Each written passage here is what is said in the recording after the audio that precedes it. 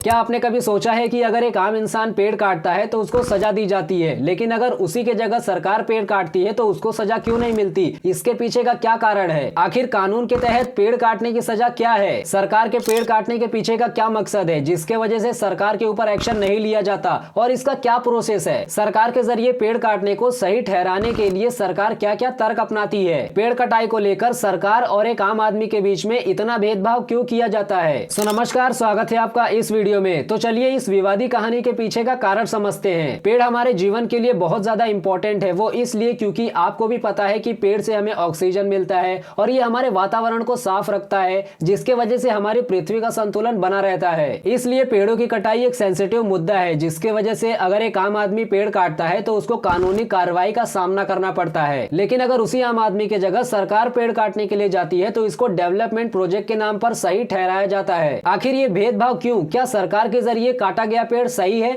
या फिर इसके पीछे कोई लीगल कारण है? यहाँ पर हम सबसे पहले पेड़ काटने पर कानूनी प्रतिबंध और उसके पीछे कारण को समझते हैं। भारत में पेड़ों की कटाई पर सख्त कानूनी प्रतिबंध लगाए गए हैं। इंडियन फॉरेस्ट एक्ट 1927 और एनवायरमेंट प्रोटेक्शन एक्ट 1986 के तहत पेड़ों की इलीगल कटाई को अपराध माना जाता है। इन कानूनों का मकसद पेड़ की सुरक्षा करना और पर्यावरण को बैलेंस रखना है। अब यहाँ पर बात आती है कि आखिर कानून के तहत पेड़ काटने की सजा क्या है। इसमें सबसे पहला पॉइंट है इलीगल तरीके से पेड़ काटने पर सजा। यानी अगर कोई आम इंसान इलीगल तरीके से पेड़ काटता है तो उसको जेल की सजा या फिर जुर्माना हो सकता है। ये सजा राज्य और केंद्रीय कानूनों के तहत अलग अलग हो सकती है। यहाँ पर दूसरा पॉइंट है लाइसेंस लेने की जरूरत। यानी बहुत से राज्यों में पेड़ काटने के लिए आपको सबसे पहले लाइसेंस यानी परमिशन लेना जरूरी है। अगर बिना परमिशन के पेड़ काटा जाता है तो ये सीधे तौर पर कानून का उल्लंघन होता है, जिसके वजह से आपको सजा भी मिल सकती है। अब यहाँ पर बात आती है कि सरकार के पेड़ काटने के पीछे का क्या मकसद है और इसके पीछे का क्या प्रोसेस है, कि अगर पेड़ काटना पर्यावरण के लिए हानिकारक है तो सरकार ऐसा क्यों करती है और इसे सही क्यों माना जाता है। यहाँ पर सबसे पहला पॉइंट है डेवलपमेंट प्रोजेक्ट के तहत पेड़ काटना। यानी सरकार के जरिए पेड़ काटने का मेन मकसद होता है डेवलपमेंट प्रोजेक्ट के लिए जगह बनाना। ये प्रोजेक्ट समाज के विकास और सफलता के लिए बहुत ज्यादा जरूरी होता है, जैसे कि सड़कों को बनाना, रेलवे ट्रैक का फैलाव करना, शहरीकरण और आवास योजनाओं का निर्माण करना,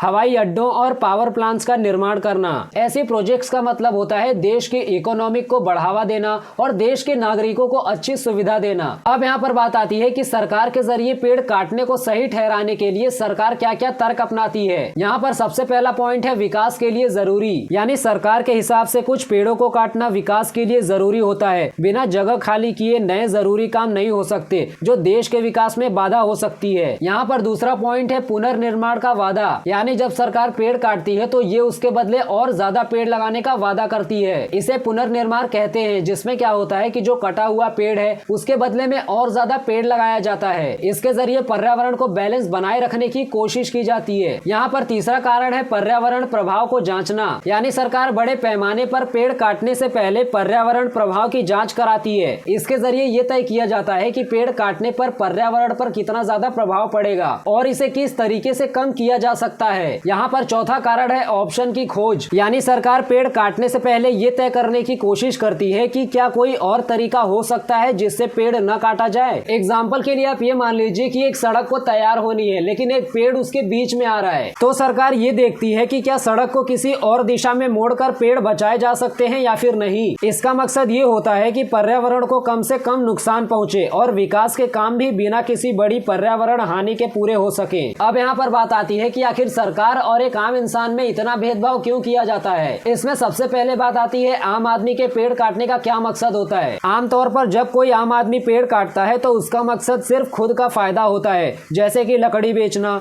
जगह साफ करना या खेत के लिए जगह बनाना। इसका पर्यावरण पर नकारात्मक प्रभाव पड़ता है और इससे पर्यावरण का संतुलन बिगड़ता है। इसमें दूसरी बात आती है सरकार के पेड़ काटने का क्या मकसद होता है। यानी दूसरी ओर जब सरकार पेड़ काटती है तो उसका मकसद सभी का लाभ होता है, जैसे कि बुनियादी ढांचे का विकास। इसमें सड़क, पुल, बिजली, पानी, ट्रांसपोर्ट, स्वास्थ्य सेवा, स्कूल और इंटरनेट जैसी बुनियादी सुविधाओं का निर्माण और सुधार शामिल होता है, जिससे सभी लोगों का फायदा होता है। इसके साथ ही सरकार नव निर्माण और पर्यावरण प्रभाव को कम करने के लिए कदम उठाती है। अब इस पूरे सिस्टम का निचोड़ हम एक एग्जाम्पल के जरिए समझते हैं। यहाँ पर आप ये मान लीजिए कि एक किसान है जो कि अपनी जमीन का एक पेड़ काटता है ताकि वो उस जगह पर खेती कर सके। इस कंडीशन में ये पर्यावरण के लिए हानिकारक हो सकता है, क्योंकि उस पेड़ की पर्यावरण भूमिका को नजरअंदाज कर दिया जाता है। दूसरी ओर सरकार सड़क बनाने के लिए पेड़ काटती है ताकि समाज के एक बड़े हिस्से के लिए फायदेमंद हो सके। हालांकि ये सरकार ये तय करती है कि जितने पेड़ काटे गए हैं उससे अधिक पेड़ लगाए जाएं